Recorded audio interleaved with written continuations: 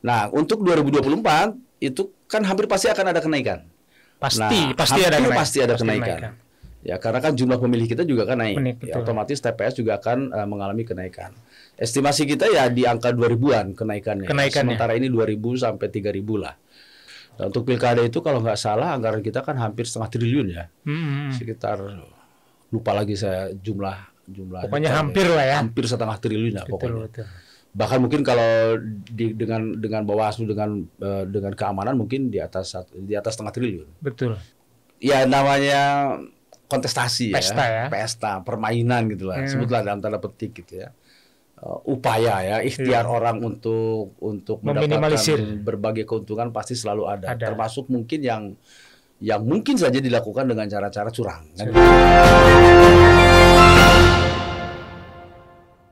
Bicara para pemilu, Bang, ini tentu panjang pasti ya. Tapi kita akan diskusi beberapa poin-poin yang dibutuhkan oleh warga masyarakat Banten khususnya. Karena pemilu ini, KPU ini menjadi tulang punggung ya. Dianggap adil, dianggap fair, terbuka.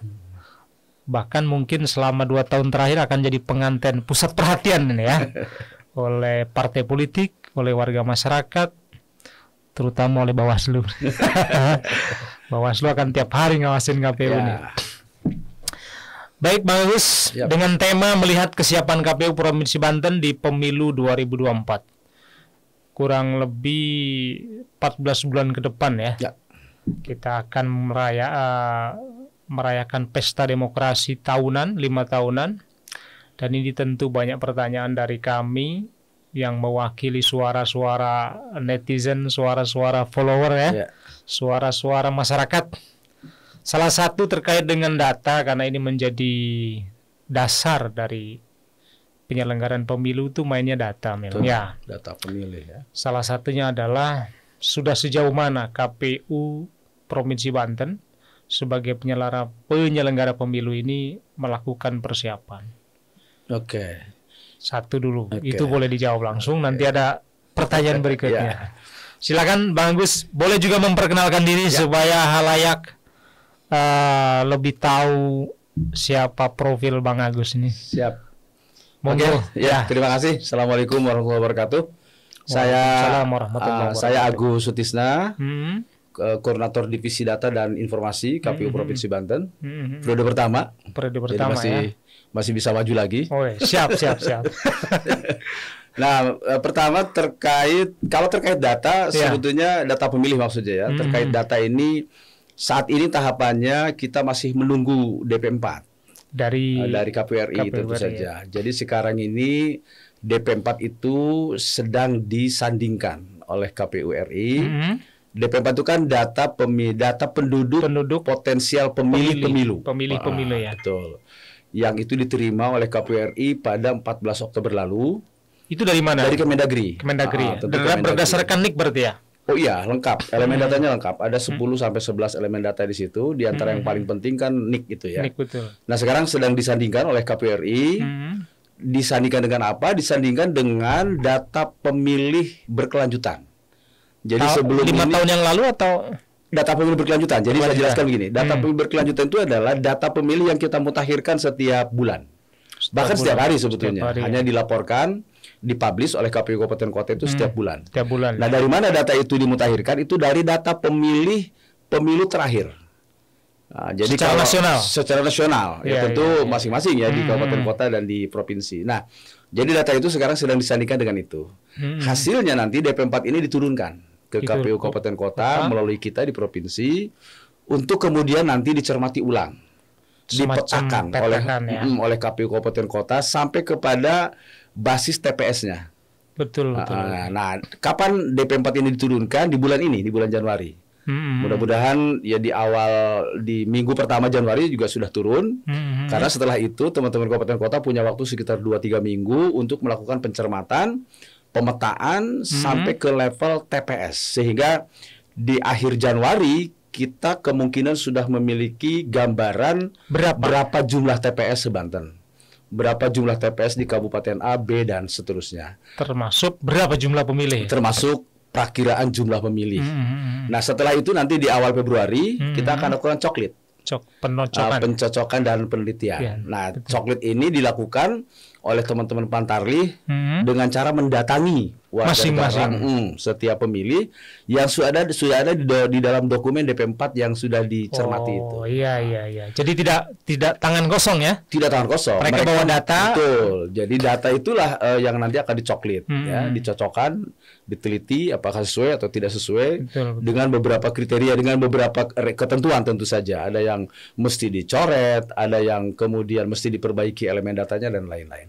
Nah, setelah coklit selesai, baru kemudian di bulan Maret akan menjadi daftar pemilih sementara DPS. Nah, DPS ini tentu akan lebih mendekati ya, ke angka real yang akan digunakan di pemilu Februari 2024 nanti.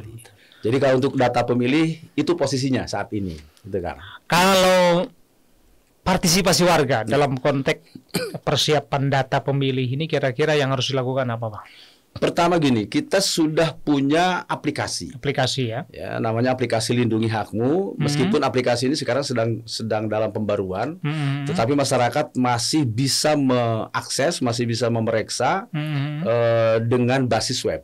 Jadi alamatnya itu boleh dicatat nih, ya.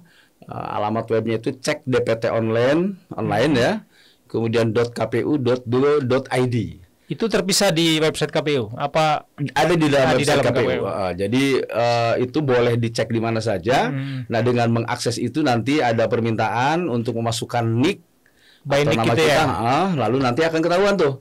Misalnya nanti Kang Ali begitu dimasukin NIK akan ketahuan Kang Ali orang mana, kabupaten kota mana, kecamatan, desa, kelurahan, bahkan TPS-nya TPS berapa akan ketahuan. Bahkan partainya mana ketahuan. Ah, jadi ya kalau itu nggak ada dong. Ya, tapi ada di KPU itu cek nama, cek NIK muncul partai mana ya, ada itu apa itu ada kaitannya yang dengan sipol itu. Sipol, ya. Jadi ketika sipol ini digunakan kan salah satu ketentuan kita kan harus ngecek tuh ya. Betul. Keanggotaan parpol itu kan. Betul. Jadi jangan sampai kemudian terjadi istilah kita itu ganda internal gitu kan, ganda eksternal gitu kan. Akan ketahuan tuh di sipol itu. Basis awalnya ya dari data pemilih juga gitu ya, dari Sidalih itu. Jadi kembali ke pertanyaan tadi, bagaimana masyarakat berpartisipasi sebaiknya ya, salah satunya itu kita siapkan aplikasi itu untuk ngecek apakah sudah terdaftar atau belum. Betul. Kalau belum terdaftar, masyarakat bisa lapor baik secara online di aplikasi itu ya, di web itu, atau ke KPU kabupaten setempat. Terkecil ya. Boleh ke KPU kabupaten kotanya.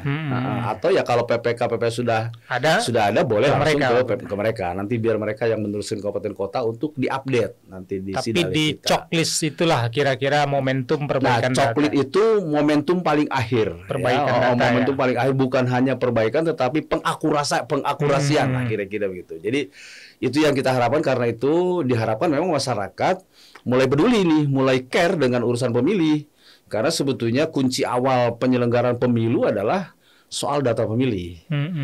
Kan kita tahu nih, pemilu ini hanya bisa terselenggara kalau ada 3 komponen kan. Ada peserta pemilu, ada penyelenggaranya, dan ada pemilihnya. Kalau nggak ada pemilihnya, pemilu nggak jadi gitu kan. Untuk penentuan DPS itu di bulan berapa itu, Bang? DPS itu di timeline kita sekitar bulan Maret ya. Bulan Maret. Lebih cepat berarti ya? Coklit itu tanggal dimulai minggu kedua ya, Februari, kemudian kira-kira kan 1 bulan. Jadi berarti minggu kedua di bulan Maret atau minggu ketiga itu sudah muncul DPS, daftar pemilih sementara. Ada sementara untuk DPT diperkirakan? Itu, jadi kita umumkan dulu DPS itu. Selama berapa? Kurang lebih 14 hari. Supaya ada sanggah atau tidak gitu 14 apa 21 hari saya agak lupa. Tetapi intinya dalam masa pengumuman itu nanti masyarakat disilakan untuk mengoreksi, untuk mencermati, melihat, termasuk melaporkan. Melaporkan bukan saja misalnya ada pemilih yang sudah meninggal masih ada di situ, boleh silakan dilaporkan. Atau ada pemilih yang belum terdaftar. Nah, itu segera saja dilaporkan. Karena ini memang prosesnya demikian. Nanti kan setelah DPS diumumkan, mendapat tanggapan masukan masyarakat, nanti akan ada perbaikan. Nah, perbaikan ini nanti kita umumkan lagi menjadi DPS hasil perbaikan. Tidak langsung DPT ya? Belum langsung DPT. Nanti DPT itu ditetapkan pada bulan Juni. Bulan Juni 2023. Itulah fix, nggak ada penambahan, nggak ada DPT-nya fix, tetapi bahwa setelah itu kan masih ada 7 bulan tuh. Kan Juni baru sudah ditetapkan jadi DPT. Ya. Sementara pemilu kita kan Februari. Sementara banyak orang yang usianya di orang masuk 7 bulan usia. Di antara 7 bulan itu kan. Itu gimana itu caranya? Itu kita ambil, kita kumpulkan juga datanya. Klausulnya apa namanya? Pertama gini, jadi penambahan data. Jadi pertama gini. Setelah DPT ditetapkan, itu kan sebagai dokumen daftar pemilih tetap clear sudah, tidak bisa diubah lagi. Betul. Tetapi dalam jangka 7 bulan itu misalnya ada orang yang meninggal kan. Itu kita tandai. Ya, tandai bahwa orang itu sudah meninggal sehingga nanti pada menjelang hari H dia tidak akan mendapatkan formulir undangan untuk nyoblos karena sudah meninggal kan. Kira-kira begitulah salah satu mekanismenya. Nah, di rentang waktu 7 bulan ini juga nanti kan akan ada pemilih yang usianya memenuhi syarat. Nah, itu kita data gitu ya untuk disiapkan nanti menjelang pemungutan suara. Yang bisa jadi mereka akan menggunakan misalnya KTP elektronik karena kan tidak terdaftar di dalam DPT. Luar biasa. Kalau ngomong data ini sepertinya bukan kerjaan ringan ini. Iya, lumayan. Berapa mengerahkan petugas ini? Yang pasti pantarlih kita itu kan jumlah ini karena kan kita kalau untuk mengakurasi data terakhir itu kan coklit ya. Dan untuk itu nanti kita akan merekrut petugas-petugas pemutahiran data pemilih. Singkat menjadi pantarlih itu ya. Betul. Nah, pantarlih ini nanti jumlahnya karena dia berbasis TPS. Satu TPS itu satu pantarlih. Nah, kalau kita merujuk ke pemilu 2019 lalu, TPS kita itu jumlahnya 33.400-an seprovinsi, 33.400-an. Jadi kita akan membutuhkan sejumlah orang sebesar itu. Nah, untuk 2024 itu kan hampir pasti akan ada kenaikan. Pasti ada kenaikan. Ya, karena kan jumlah pemilih kita juga kan naik. Ya, otomatis TPS juga akan mengalami kenaikan. Estimasi kita ya di angka 2000-an kenaikannya. Sementara ini 2.000 sampai 3.000 lah. Sehingga diperkirakan kita akan membutuhkan petugas pantarlih itu ya di angka 36.000, 36 ribuan lah kira-kira dibandingkan dengan pemilu 2019. Dan itu nanti akan direkrut di pertengahan Januari ini. Mulai proses pengumuman, kemudian pendaftaran, seleksi ya, pemeriksaan administrasi, lalu penetapan dan pengesahan pantarlih di akhir bulan Januari karena di awal Februari mereka harus sudah bekerja melakukan coklit itu.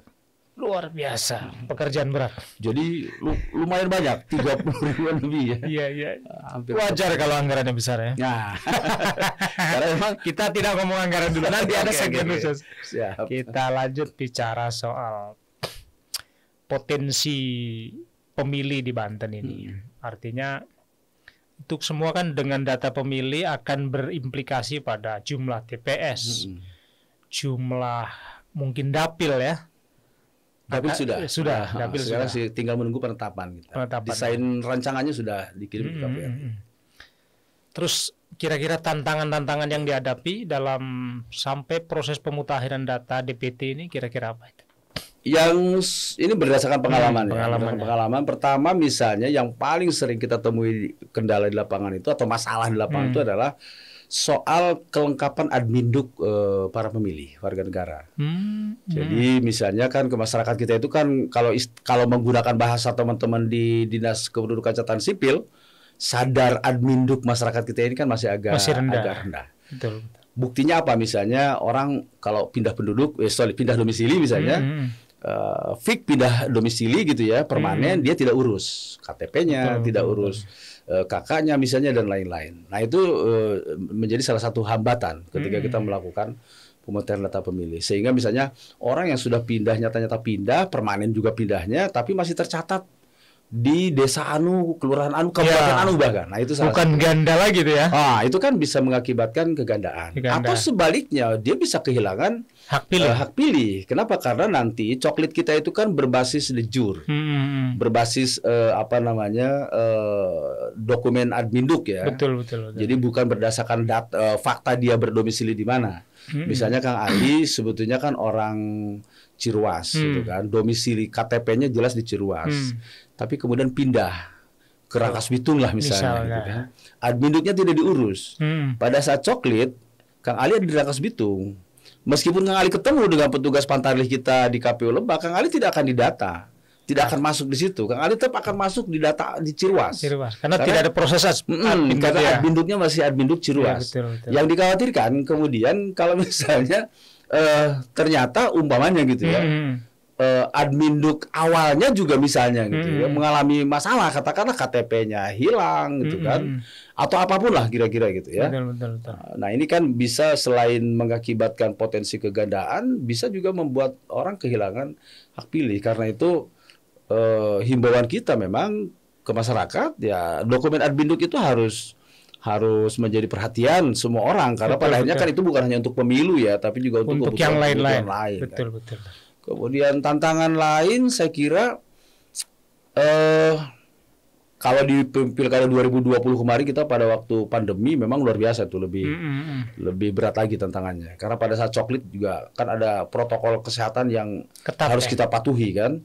Misalnya coklit tidak bisa berhadapan begini tanpa masker, tanpa APD gitu kan. Sekarang agak diuntungkan karena mudah-mudahan karena PPKM sudah dicabut, mudah-mudahan pandemi tidak balik kembali gitu ya. Sehingga teman-teman Pantarlim melakukan kegiatan coklit tanpa hambatan yang terlalu berarti lah. Dan alokasi anggaran pun nggak terlalu menyesakkan. Mudah-mudahan. Ada istilah dalam pemilu itu Bang, namanya pemilih cerdas. Arti jadilah pemilih cerdas.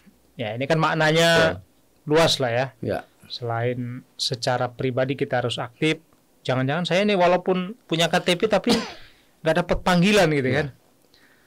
Dalam konteks masih proses data ini, peserta pemilu terutama partai politik belum begitu perhatian kelihatannya. Karena nggak ada urusannya kelihatan. Sebenarnya urusannya sudah ada sih. Kalau yang saya lihat, kalau partai-partai yang sadar betul betapa pentingnya data pemilih ini, karena mereka lah nanti yang akan menjadi penentu ya, siapa menjadi apa gitu kan. Saya kira partai-partai politik yang punya kesadaran itu sudah mulai peduli dengan soal data pemilih. Tetapi memang pada umumnya karena teman-teman partai juga kan saat ini lagi disibukkan oleh, kemarin baru selesai mereka dilakukan verifikasi partai politik. Ya baru ditetapkan 18 partai nasional. Sah itu dah ya? Sudah sah. Kemudian ditambah 6 partai lokal. Lalu setelah itu kan mereka juga harus menyiapkan diri untuk proses prakandidasi lah kira-kira gitu ya.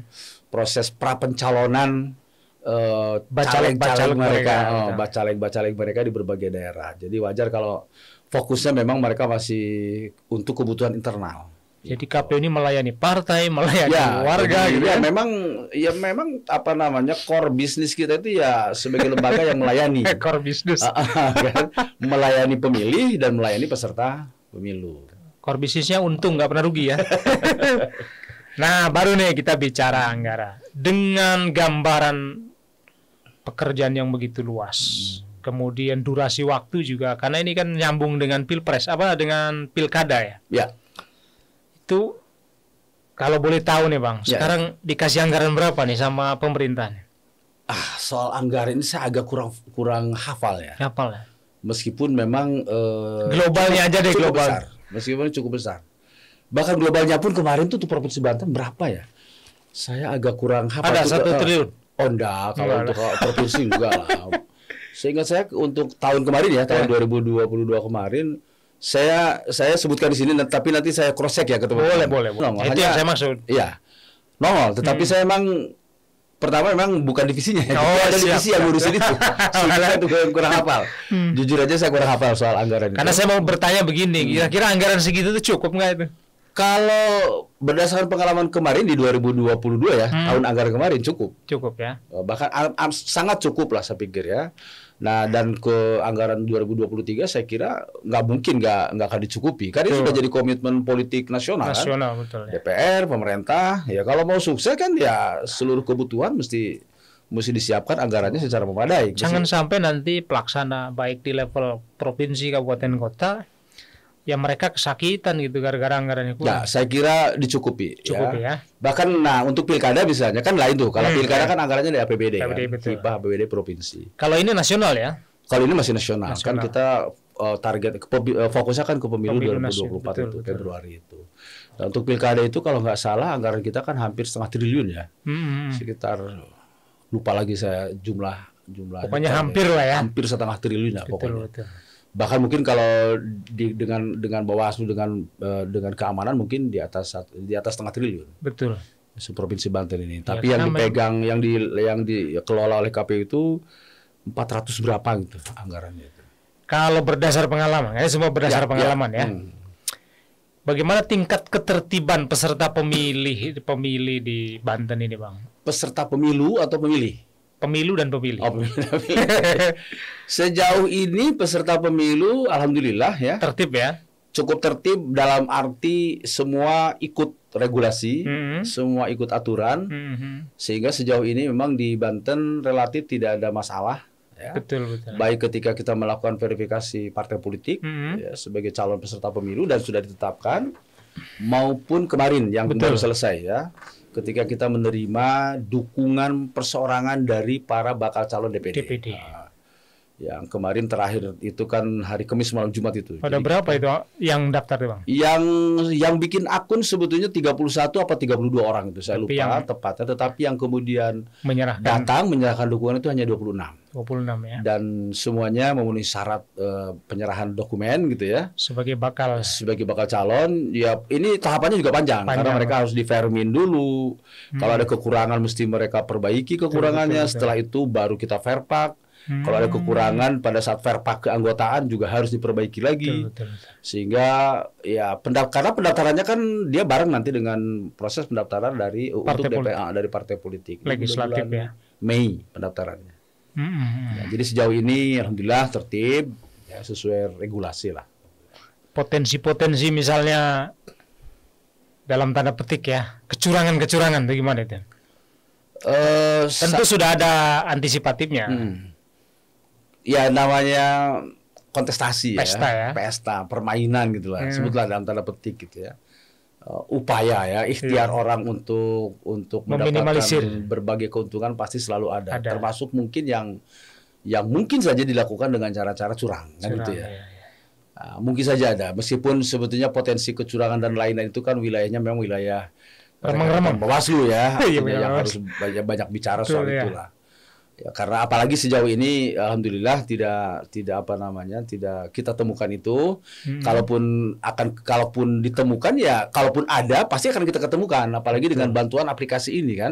Misalnya kayak waktu verifikasi partai politik kan, keanggotaan itu kan ada yang ganda internal. Ganda internal tuh misalnya gini Kang. Di partai A gitu nama saya itu ditulis sampai 4-5 kali. Itu ganda internal. Maka yang 4 kita coret gitu loh. Satu saja. Nah kemudian yang ganda eksternal itu dia tercatat di 2 atau 3 partai yang berbeda. Nama saya misalnya. Ada di partai ini, ini. Ada. Dan itu aplikasi kita bisa mendeteksi itu. Nah, jadi automatically kalau ada double ganda atau 3 cuma 1. Termasuk data yang belum memenuhi syarat. Dari sisi usia misalnya. Dari sisi usia misalnya kan itu loh. Misalnya baru 15 tahun masuk gitu kan. Itu kedetek gitu. Otomatis otomatis kedetek. Nah, maksud saya kalau itu termasuk bisa kita anggap sebagai salah satu bentuk potensi kecurangan, ya aplikasi kita bisa mendeteksi itu dan kita bisa perbaiki. Tapi kami tidak tidak berpretensi mengatakan itu adalah bentuk niat jahat lah gitu ya. Mungkin itu kesalahan input, kekeliruan.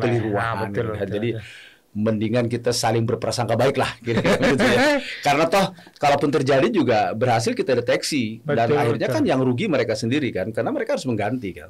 Tugas KPU adalah bagaimana menyiapkan data sebaik mungkin, menyiapkan aplikasinya, menyiapkan regulasinya dan memastikan apa yang dikehendaki regulasi itu dijalankan, bukan cuma oleh kami tapi juga oleh stakeholder peserta pemilu ya. Stakeholder pemilu terutama para peserta. Intinya kalau secara keseluruhan KPU siap lah ya.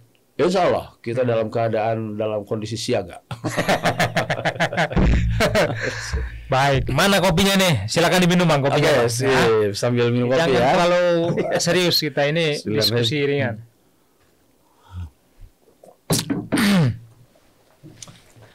2024 kalau di Banten ini kan kontestasinya level nasional ya. KPU tentu punya tanggung jawab ya nasional juga. Sehingga pertarungan pemilu ini betul-betul melahirkan ya apa yang diharapkan gitu ya. Nah ini kalau bentuk ketentuan prasyarat misalnya, ini selain ada di internal partai, KPU juga punya ketentuan dong. Terkait apa nih misalnya? Misalnya bacalek gitu kan. Ketentuan persyaratan yang untuk bacalek ini betul-betul ya tidak asal pilih kira-kira gitu. Ya sebetulnya kan kalau itu kewenangan partai atau kewenangan gini, KPU itu hanya bisa menyampaikan ya dalam konteks edukasi pemilih misalnya. Oh gitu ya. Dalam konteks sosdiklah ya, sosialisasi dan pendidikan pemilih, lebih kepada bagaimana masyarakat memahami cara-cara teknikalitas kepemiluan, kira-kira kan gitu. Sebab di situ ya.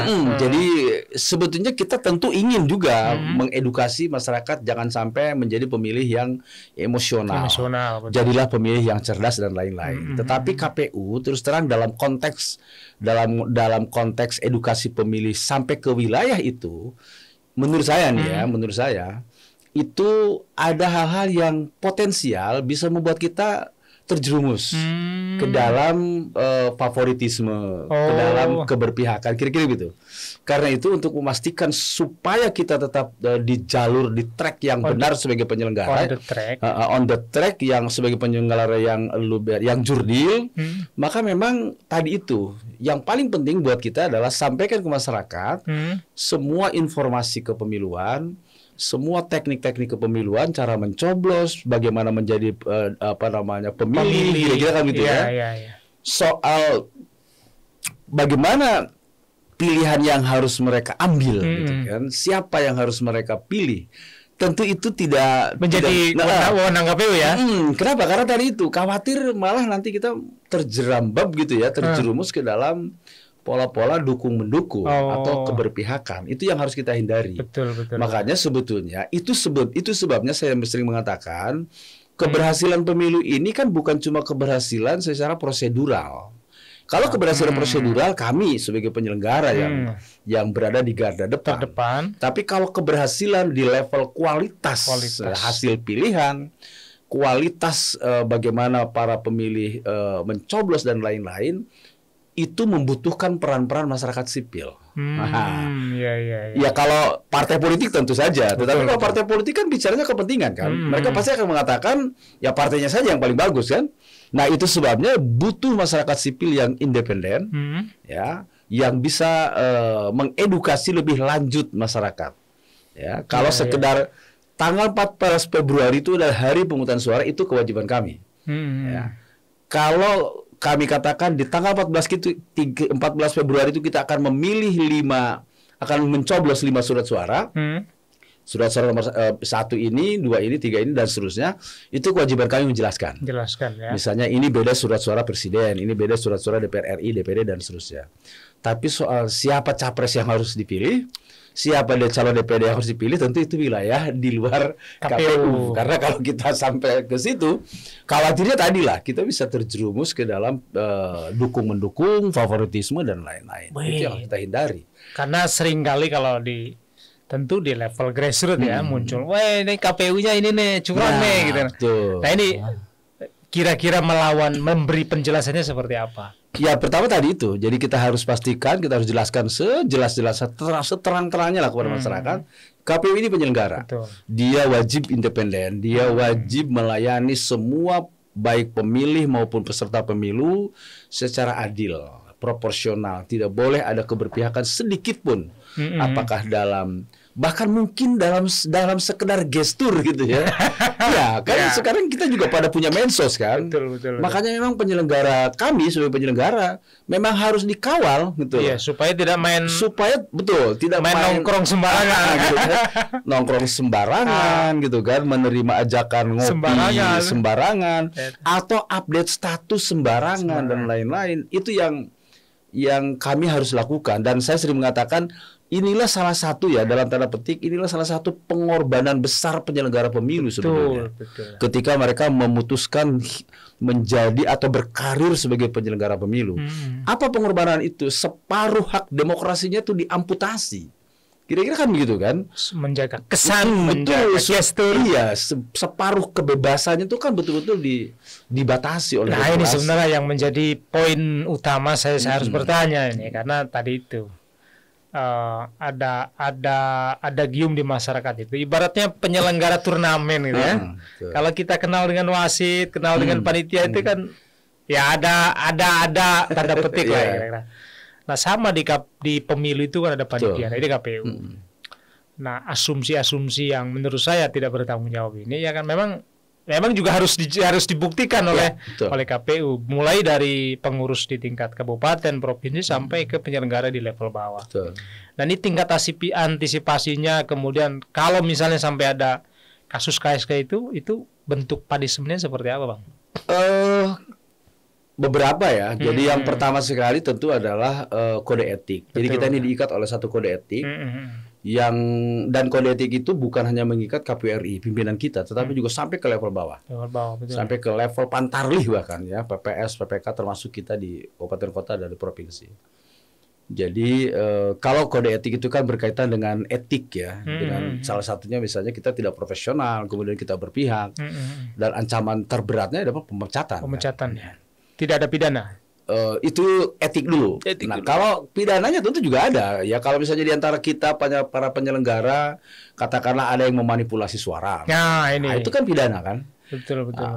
Jadi banyak. Jadi ada pelanggaran etik, ada pelanggaran pidana, semua ada di Undang-Undang 17 2017 itu ada. Selain kode etik kita ya, juga ada ancaman-ancaman pidana yang diatur di dalam Undang-Undang 7 2017. Jadi cukup seimbang kira-kira ya, punishment-nya. Betul. Ya, saya kira cukup seimbang. Bahkan seimbang dalam pengertian sesuatu yang wajar lah. Misalnya gini, kalau sudah sampai ke pelanggaran itu manipulasi suara misalnya, itu berat. Berat ya. Karena dia kan terkait dengan penentuan nasib banyak orang. Nasib banyak orang kan. Betul. Pilihan orang dimanipulasi kan, keterpilihan orang yang seharusnya terpilih itu si A menjadi si B, itu kan luar biasa. Karena itu ancaman pidananya juga, pidana dan dendanya juga besar. Kategorinya kejahatan ya. Betul, kejahatan pemilu kan kayak begitu. Kalau etik itu ya pemecatan. Kalau sudah dipecat secara etik, dia kan tidak mungkin jadi apa-apa lagi, kira-kira kan gitu. Betul.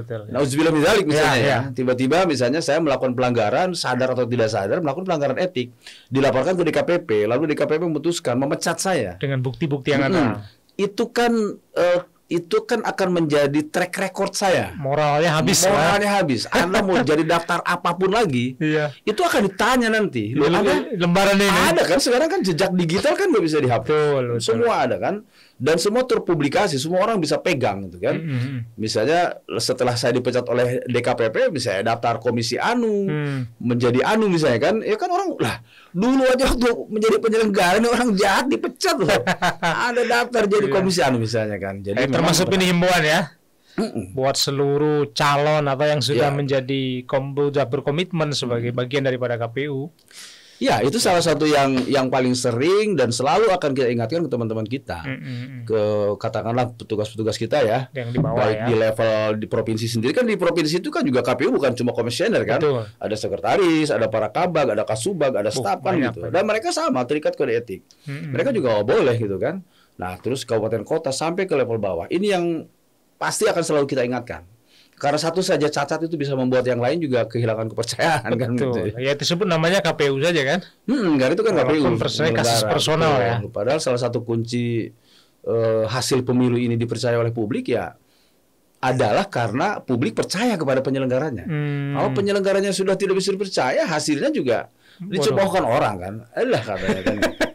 Makanya ini saya kira salah satu tugas berat kita dan kita pastikan ini memang akan terus kita ingatkan, akan terus kita gaungkan di internal kita supaya sekecil mungkin lah, ya, sekecil apapun maksud saya, potensi pelanggaran etik, potensi pelanggaran pidana yang mungkin bisa dilakukan oleh kita sebagai penyelenggara, kita harus tutup peluang-peluang itu, celah-celah itu. Berarti menggandeng berbagai unsur. Nah, disitulah masyarakat sipil memang perlu berperan. Jadi kami senang malah dengan masyarakat sipil yang outspoken lah, kira-kira speak up, mau mengawal kita ya, mengontrol kita. Tentu dengan tetap memperhatikan norma-norma, etika, kesantunan, regulasi kan gitu ya. Karena kami tidak alergi dengan kritik ya. Kemarin juga kita kan menerima unjuk rasa tuh ya dari salah satu partai politik yang kemarin tidak lolos. Ya, berunjuk rasa kami terima dengan baik, kami jelaskan. Apa yang mereka tuntut ya kita jelaskan. Betul. Kira-kira begitu.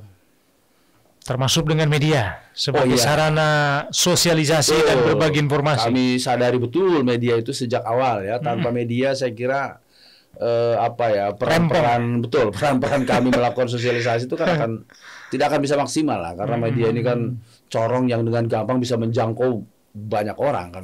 Sementara petugas kita kan terbatas, tenaga kita juga kan terbatas.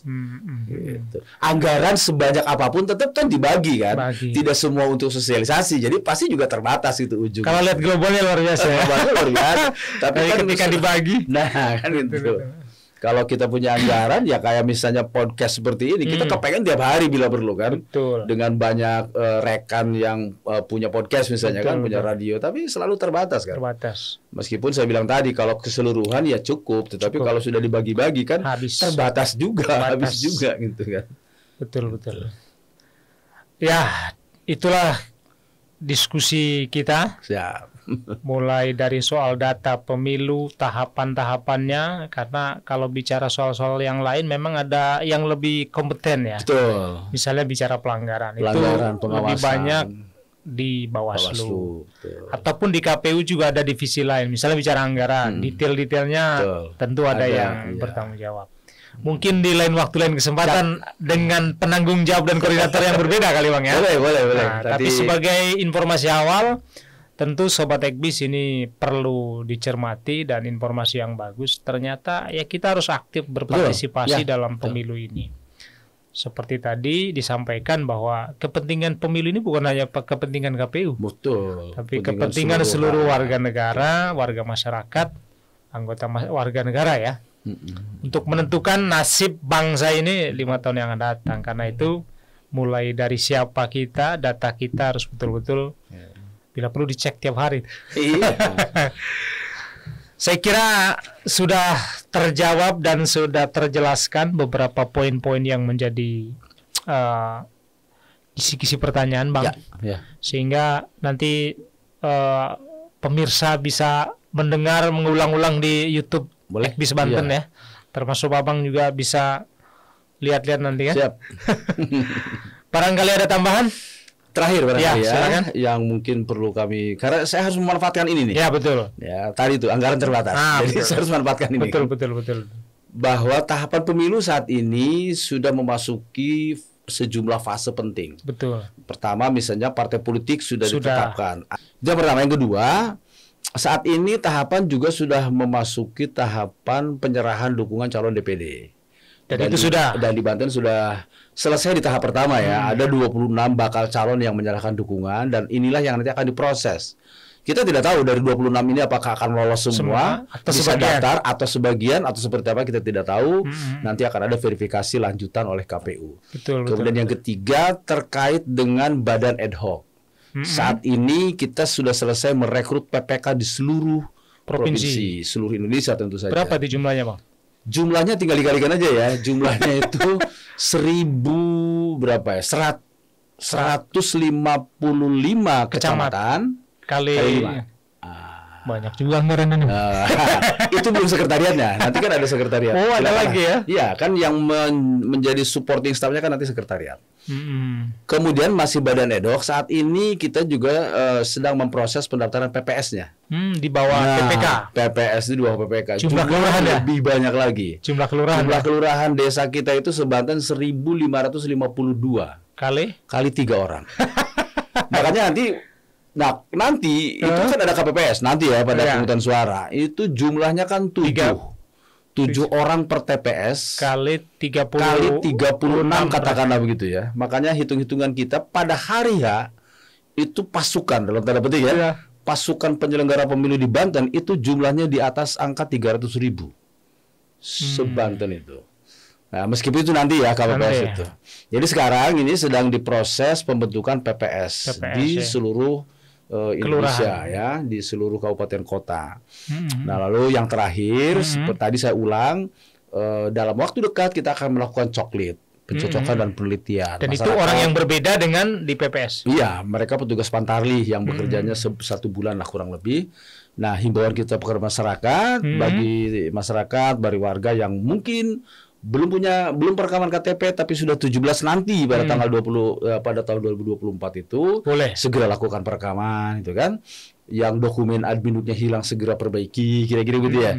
Yang juga sudah melakukan kepindahan domisili segera diurus ke Disduk Capil, supaya jangan sampai mengakibatkan potensi dua tadi, kegandaan atau kehilangan hak pilih kan itu loh. Jadi insya Allah bulan Februari awal kita sudah melakukan coklit. Jadi harapan terakhir pemilu ini adalah hajat bersama. KPU hanya penyelenggara. Betul. Hajatnya sesungguhnya hajat seluruh bangsa Indonesia untuk memilih pemimpin-pemimpin terbaik, atau dalam ada beberapa tokoh itu katanya pemilu itu sebetulnya kan untuk mencegah orang-orang jahat jadi pemimpin kan gitu ya. Nah, siapa orang jahatnya jangan tanya KPU. Betul. Silahkan para akademisi, masyarakat sipil, ya.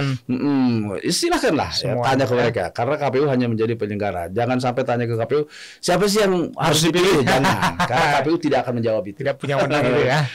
Tidak boleh. Tidak boleh menjawab itu. Demikian saya kira, Kang. Baik, terima kasih Bang Agus sudah berkenan hadir di podcast Ekbis Banten sore hari ini. Mudah-mudahan apa yang disampaikan bermanfaat adanya, terutama bagi sistem demokrasi kita dan pemahaman kepemiluan di warga masyarakat Banten khususnya dan Indonesia umumnya. Saya Kang Ali pamit undur dan saya ucapkan Assalamualaikum warahmatullahi wabarakatuh. Waalaikumsalam warahmatullahi wabarakatuh.